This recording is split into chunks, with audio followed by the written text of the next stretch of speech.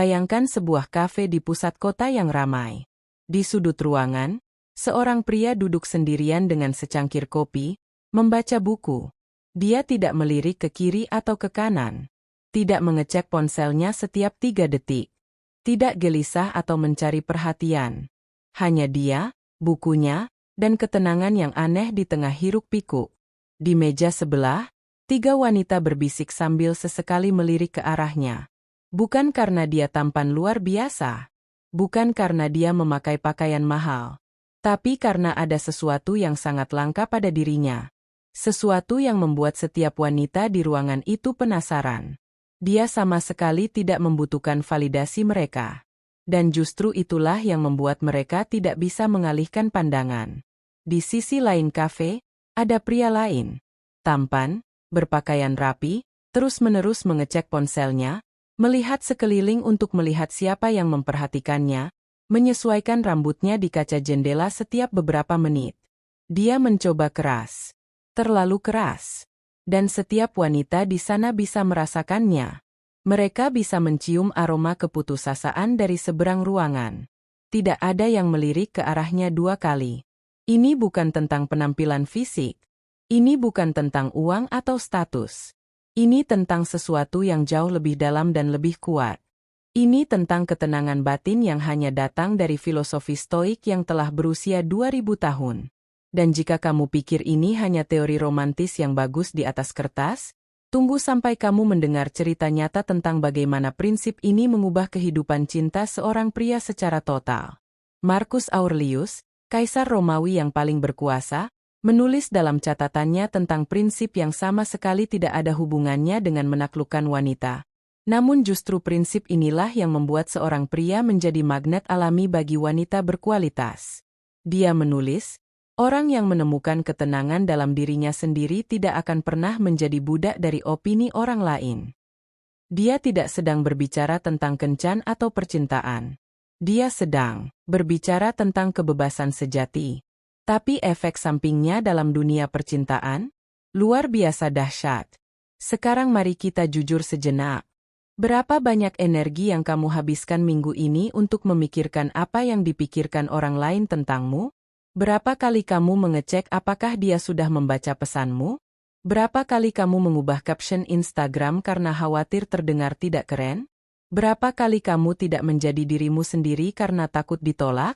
Jika jawabannya lebih dari sekali, kamu sedang bermain permainan yang tidak mungkin kamu menangkan.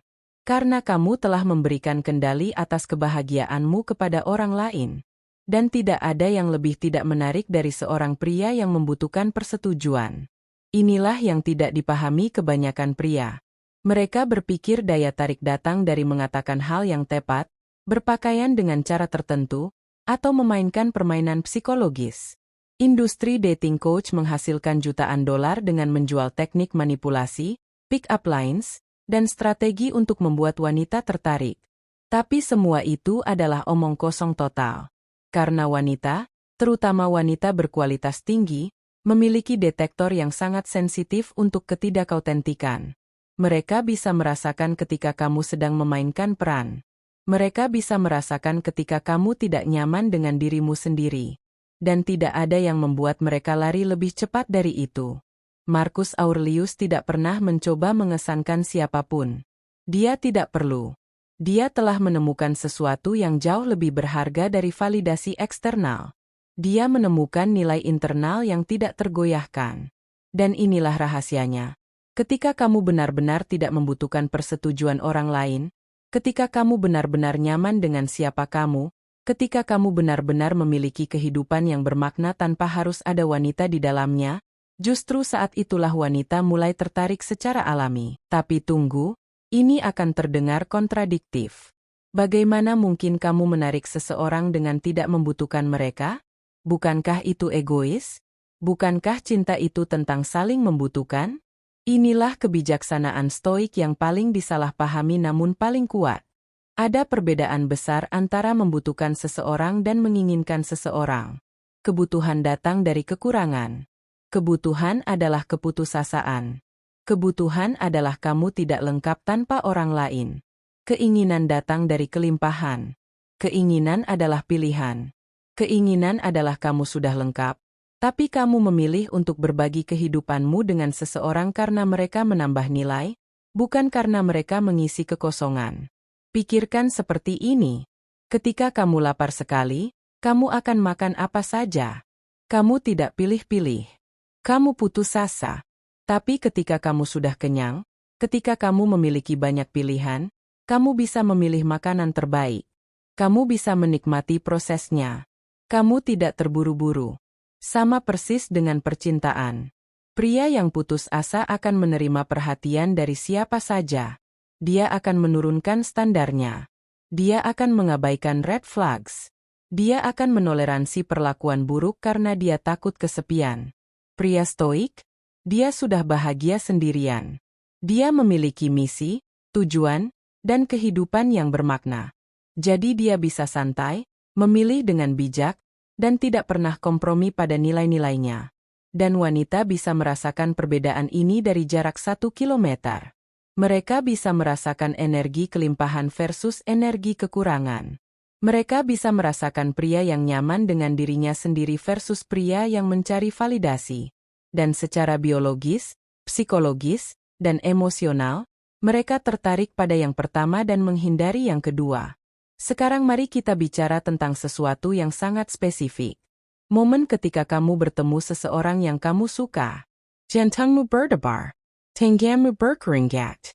Pikiranmu berputar mencoba mencari sesuatu yang cerdas untuk dikatakan. Kamu gugup karena kamu sangat ingin membuat kesan yang baik. Kamu ingin dia menyukaimu. Dan dalam keputusasaanmu untuk membuat kesan baik itu, kamu menjadi versi terburuk dari dirimu sendiri. Kamu terlalu banyak bicara. Kamu terlalu mencoba untuk lucu. Kamu menyetujui hal-hal yang sebenarnya tidak kamu setujui. Kamu menjadi seseorang yang bukan dirimu. Marcus Aurelius akan melihat situasi ini dan langsung tahu masalahnya. Kamu telah memberikan terlalu banyak kekuatan pada hasil. Kamu telah membuat penilaian orang lain tentangmu menjadi lebih penting dari kebenaran tentang siapa kamu. Dia akan berkata, apakah pendapatnya tentangmu mengubah siapa kamu sebenarnya? Jika dia tidak menyukaimu, apakah itu membuat kamu kurang berharga? Tentu saja tidak. Jadi mengapa kamu begitu gelisah? Ini adalah shift mental yang mengubah segalanya. Daripada pergi ke percakapan dengan mentalitas, aku harap dia menyukaiku. Pergilah dengan mentalitas, aku penasaran apakah kita kompatibel. Lihat perbedaannya. Yang pertama menempatkan kamu dalam posisi rendah, memohon persetujuan. Yang kedua menempatkan kamu dalam posisi sejajar, mengevaluasi kecocokan bersama. Yang pertama putus asa. Yang kedua percaya diri. Dan keajaiban terjadi ketika kamu mengadopsi mentalitas kedua. Kamu menjadi lebih tenang. Kamu menjadi lebih autentik. Kamu mengajukan pertanyaan yang sebenarnya kamu ingin tahu jawabannya, bukan pertanyaan yang kamu pikir akan membuatmu terlihat baik. Kamu tidak setuju ketika kamu tidak setuju. Kamu menunjukkan kepribadian sejatimu. Dan beberapa wanita tidak akan menyukaimu karena itu. Tapi itu sempurna. Karena mereka bukan wanita yang tepat untukmu. Dan beberapa wanita akan sangat menyukai keaslianmu, ketenangan batinmu, kenyamananmu dengan dirimu sendiri. Dan mereka adalah wanita yang tepat. Tapi ada level yang lebih dalam lagi. Stoicis mengajarkan sesuatu yang radikal tentang bagaimana kita seharusnya melihat penolakan. Kebanyakan pria takut ditolak karena mereka mengartikannya sebagai penilaian tentang nilai mereka. Dia menolakku, berarti aku tidak cukup baik. Dia tidak membalas pesanku berarti aku tidak menarik. Dia memilih pria lain berarti aku kalah. Tapi semua interpretasi ini adalah omong kosong yang diciptakan oleh ego kita sendiri. Marcus Aurelius menghadapi penolakan yang jauh lebih besar. Rencana militernya ditolak. Ide reformasinya ditolak. Bahkan orang-orang yang paling dekat dengannya mengkhianatinya. Tapi dia punya framework mental yang membuatnya tetap tenang. Dia menulis, halangan bagi tindakan mendorong tindakan. Yang menghalangi jalan menjadi jalan. Artinya, setiap penolakan, setiap kegagalan, setiap hambatan sebenarnya adalah informasi berharga dan kesempatan untuk tumbuh. Terapkan ini pada percintaan. Dia menolakmu, Informasi berharga. Sekarang kamu tahu kalian tidak kompatibel dan tidak perlu membuang-buang waktu. Dia memilih orang lain? Informasi berharga. Dia menunjukkan karakternya dan preferensinya, dan ternyata kamu bukan yang dia cari. Itu bukan cerminan dari nilaimu. Itu hanya data tentang kompatibilitas. Pria stoik tidak mengambil penolakan secara pribadi karena dia memahami prinsip fundamental. Orang lain memiliki preferensi, kebutuhan, dan sejarah mereka sendiri yang tidak ada hubungannya dengan kamu. Dia tidak menyukaimu bukan karena ada yang salah denganmu, tapi karena kimia, timing, atau berbagai faktor lain yang berada di luar kontrolmu. Dan hal-hal di luar kontrolmu tidak boleh mempengaruhi ketenangan batinmu. Sekarang bayangkan kamu hidup dengan prinsip ini. Bayangkan kamu mendekati interaksi dengan wanita tanpa ketakutan akan penolakan karena kamu memahami bahwa penolakan bukan tentangmu. Bagaimana itu akan mengubah perilakumu? Kamu akan lebih berani. Kamu akan lebih santai. Kamu akan lebih autentik. Kamu akan tersenyum lebih alami. Kamu akan melakukan kontak mata lebih lama. Kamu akan berbicara dengan suara yang lebih jelas. Bukan karena kamu berpura-pura percaya diri, tapi karena kamu benar-benar tidak takut akan hasil akhirnya. Dan inilah ironi terbesar, ketika kamu tidak lagi takut penolakan, kamu jauh lebih jarang ditolak. Karena ketenangan dan keaslian itu sangat menarik. Wanita merasakannya secara naluriah. Mereka merasakan pria yang nyaman dengan dirinya sendiri, yang tidak mencoba terlalu keras, yang akan baik-baik saja dengan atau tanpa persetujuan mereka. Mari kita bicara tentang sesuatu yang jarang dibahas tapi sangat krusial. Kebanyakan nasihat kencan fokus pada tahap awal, cara mendekati, cara memulai percakapan, cara mendapatkan nomor telepon. Tapi bagaimana dengan setelah itu? Bagaimana mempertahankan daya tarik dalam hubungan jangka panjang? Ini di mana kebanyakan pria gagal total. Mereka mendapatkan wanita yang mereka inginkan, lalu perlahan-lahan menjadi versi yang membutuhkan, cemburu, dan tidak aman dari diri mereka. Dan wanita itu yang dulunya sangat tertarik, perlahan-lahan kehilangan minat. Mengapa ini terjadi? Karena banyak pria berhenti menjadi diri mereka sendiri begitu mereka masuk ke dalam hubungan. Mereka mengabaikan teman-teman mereka. Mereka berhenti mengejar tujuan mereka. Mereka membuat hidup mereka berputar di sekitar wanita itu. Mereka menjadikannya pusat alam semesta mereka. Dan ironisnya, ini adalah cara tercepat untuk membuat dia kehilangan minat. Marcus Aurelius memahami ini dengan mendalam. Meskipun dia mencintai istrinya, dia tidak pernah membuat hidupnya bergantung padanya. Dia memiliki misinya sebagai kaisar. Dia memiliki tanggung jawabnya pada rakyat.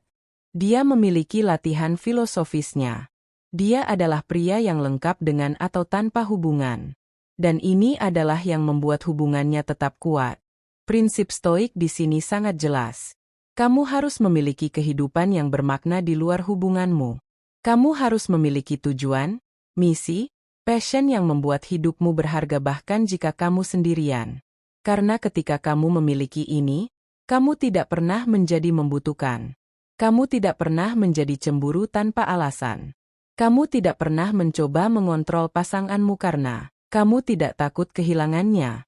Bukan karena kamu tidak peduli, tapi karena kamu memahami bahwa jika dia pergi, kamu akan tetap baik-baik saja. Hidupmu akan tetap bermakna. Dan wanita merasakan perbedaan ini. Mereka bisa merasakan pria yang akan menjadi obsesif dan posesif versus pria yang memberi mereka kebebasan untuk menjadi diri mereka sendiri. Yang pertama membuat mereka tersedak. Yang kedua membuat mereka ingin tetap berada. Ada latihan stoik yang sangat powerful untuk ini. Disebut negative visualization atau visualisasi negatif. Setiap hari, luangkan waktu sejenak untuk membayangkan kehilangan orang yang kamu cintai. Bukan dengan cara yang morbid atau obsesif, tapi sebagai latihan untuk mengingatkan dirimu tentang ketidakkekalan. Tidak ada yang permanen. Setiap orang di hidupmu, termasuk orang yang paling kamu cintai, suatu hari tidak akan ada lagi. Entah karena mereka meninggal, atau karena hubungan berakhir, atau karena keadaan memisahkan kalian. Kedengarannya depresif? Sebenarnya ini adalah latihan untuk meningkatkan apresiasi. Ketika kamu benar-benar menginternalisasi bahwa waktu dengan orang yang kamu cintai terbatas, kamu berhenti mengambil mereka begitu saja. Kamu berhenti berkelahi tentang hal-hal kecil yang tidak penting. Kamu berhenti mencoba mengontrol setiap aspek dari hubungan. Kamu mulai menghargai setiap momen. Kamu menjadi lebih hadir, lebih penuh perhatian, lebih penuh kasih sayang. Dan ada bonus tambahan. Ketika kamu telah menerima kemungkinan kehilangan, ketika kamu telah membuat perdamaian dengan fakta bahwa hubungan ini mungkin tidak berlangsung selamanya, kamu kehilangan keputusasaan yang membuat banyak hubungan menjadi toksik. Kamu tidak lagi berpegangan terlalu erat. Kamu tidak lagi mencoba memaksa hal-hal bekerja ketika mereka jelas tidak bekerja. Kamu bisa melepaskan dengan anggun jika itu adalah hal yang benar untuk dilakukan. Sekarang mari kita bicara tentang sesuatu yang sangat kontroversial tapi perlu dikatakan. Banyak nasihat modern tentang hubungan memberitahu pria untuk lebih terbuka secara emosional, untuk berbagi setiap perasaan mereka, untuk menangis di depan pasangan mereka. Dan ada kebenaran di sana. Kerentanan memang penting. Koneksi emosional memang penting. Tapi ada jalan tengah yang sering diabaikan. Marcus Aurelius bukanlah robot tanpa emosi. Dia merasakan kesedihan, kemarahan, frustrasi seperti manusia lainnya. Tapi dia memiliki prinsip penting. Dia tidak membiarkan emosinya mengontrol tindakannya. Dia merasakan emosinya, mengakui mereka, lalu memilih responnya dengan sengaja. Ini adalah bentuk kekuatan emosional yang sangat menarik bagi wanita. Pria yang menangis tentang setiap masalah kecil, yang terus-menerus membagikan setiap ketidakamanan dan kecemasannya, yang tidak bisa menangani tekanan hidup tanpa runtuh secara emosional, ini bukan kekuatan. Ini bukan kerentanan yang sehat. Ini ketidakstabilan emosional. Dan meskipun secara teori wanita berkata mereka menginginkan pria yang terbuka secara emosional, dalam praktiknya mereka kehilangan respek pada pria yang tidak bisa menjadi jangkar emosional ketika kehidupan menjadi bergejolak. Stoicism mengejarkan keseimbangan sempurna. Rezakin emasamu sepenanya. Jangan menekannya. Tapi jangan juga membiarkan mereka mengontrolmu. Miliki stabilitas emosional yang membuat pasanganmu merasa aman. Miliki ketenangan yang membuat dia tahu bahwa apapun yang terjadi, kamu akan bisa menanganinya. Ini bukan tentang menjadi dingin atau tidak peduli. Ini tentang menjadi kuat dan dapat diandalkan. Bayangkan badai datang. Ada dua jenis pria. Yang pertama panik, berteriak, berlari ke sana kemari, membuat situasi lebih buruk dengan kecemasannya. Yang kedua tetap tenang, menilai situasi, membuat rencana, mengambil tindakan yang diperlukan. Kedua pria itu mungkin merasa takut di dalam. Tapi satu membiarkan rasa takutnya mengontrol dia. Yang lain mengontrol rasa takutnya. Wanita mana yang akan merasa aman dengan pria kedua? Semua wanita. Ini tidak berarti kamu tidak boleh pernah menunjukkan kerentanan. Tentu saja kamu boleh. Tapi ada perbedaan antara kerentanan yang datang dari kekuatan versus kerentanan yang datang dari kelemahan. Ketika kamu stabil secara emosional, ketika kamu telah membangun fondasi filosofi stoik yang kuat, kerentananmu menjadi pilihan, bukan kelemahan yang tidak bisa kamu kontrol. Sekarang mari kita bicara tentang aplikasi praktis dari semua ini. Bagaimana tepatnya kamu mulai menerapkan prinsip stoik dalam kehidupan percintaanmu mulai besok? Pertama, kamu harus jujur pada dirimu sendiri tentang di mana kamu sekarang. Apakah kamu mengecek ponselmu setiap 5 menit menunggu balasan pesannya? Apakah kamu mengubah rencanamu berdasarkan ketersediaannya? Apakah kamu merasa cemas ketika dia tidak memberi perhatian yang cukup? Jika ya untuk salah satu dari ini, kamu dalam mode scarcity. Kamu bertindak dari tempat kekurangan, bukan kelimpahan. Langkah pertama adalah membangun kembali kehidupanmu yang bermakna tanpa hubungan. Marcus Aurelius akan bertanya, jika dia menghilang besok, apakah hidupmu masih bernilai untuk dijalani? Jika jawabannya tidak, kamu punya masalah serius. Karena itu berarti kamu telah memberikan semua kekuatan atas kebahagiaanmu kepada satu orang. Itu resep untuk penderitaan. Mulailah dengan mengidentifikasi apa yang membuat hidupmu bermakna di luar hubungan. Apa misimu? Apa yang ingin kamu capai? Apa kontribusimu pada dunia? Apa yang akan kamu lakukan dengan waktumu jika kamu tidak pernah bisa berkencan lagi? Jawaban-jawaban ini harus jelas dan kuat. Kemudian, mulailah menghabiskan waktu nyata untuk hal-hal ini. Jangan membuat janji temu menjadi satu-satunya prioritasmu. Jangan membatalkan rencana dengan teman karena dia tiba-tiba tersedia. Miliki kehidupan yang solid. Kedua, praktikkan negatif visualization seperti yang sudah kita bahas. Setiap hari, luangkan 5 menit untuk membayangkan kehilangan orang yang kamu kencani. Bagaimana hidupmu akan berlanjut? Apa yang akan kamu lakukan? Kamu akan menyadari bahwa kamu akan tetap baik-baik saja. Kamu akan sedih? Tentu. Tapi kamu tidak akan hancur. Hidupmu akan tetap memiliki makna. Ketiga, berhenti mencari validasi melalui interaksi dengan wanita. Jangan mengukur harga dirimu berdasarkan berapa banyak like yang kamu dapat di foto, berapa cepat dia membalas pesan, atau apakah dia setuju untuk kencan kedua. Semua ini adalah faktor eksternal yang tidak bisa kamu kontrol. Fokus pada hal-hal yang bisa kamu kontrol, karaktermu, usahamu, integritasmu. Keempat, praktikkan ketenangan dalam interaksi. Ketika kamu mengirim pesan, kirim saja. Jangan duduk di sana menatap layar menunggu balasan. Mesakin ponselmu. Lakukan hal lain. Ketika kamu kencan, hadir sepenuhnya. Jangan khawatir apakah dia terkesan atau tidak. Jangan mencoba terlalu keras. Hanya jadilah dirimu sendiri dan lihat apakah kalian connect. Kelima, terima penolakan dengan anggun. Ketika dia tidak tertarik, jangan menjadi defensif atau marah. Jangan mencoba membujuknya. Hanya katakan, aku menghargai kejujuranmu. Semoga berhasil dengan segalanya, dan lanjutkan. Ini menunjukkan kedewasaan emosional yang langka dan menarik. Dan kadang-kadang, ironisnya, reaksi tenang ini membuat wanita mempertimbangkan kembali keputusannya. Yang paling penting, berhenti mencari kesempurnaan. Berhenti mencoba menjadi pria ideal yang kamu pikir diinginkan wanita. Jadilah dirimu sendiri, dengan semua ketidaksempurnaan, keanehan, dan keunikan. Beberapa wanita tidak akan menyukaimu karena itu. Sempurna. Mereka bukan orang yang tepat. Tapi wanita yang tepat, wanita yang cocok denganmu pada level mendalam, akan menyukai kamu justru karena keaslianmu. Marcus Aurelius tidak pernah mencoba menjadi kaisar yang sempurna. Dia mencoba menjadi kaisar yang baik, yang bijaksana, yang hidup sesuai dengan prinsipnya. Dan itu membuatnya menjadi salah satu kaisar terbesar dalam sejarah. Terapkan logika yang sama pada kehidupan percintaanmu. Jangan mencoba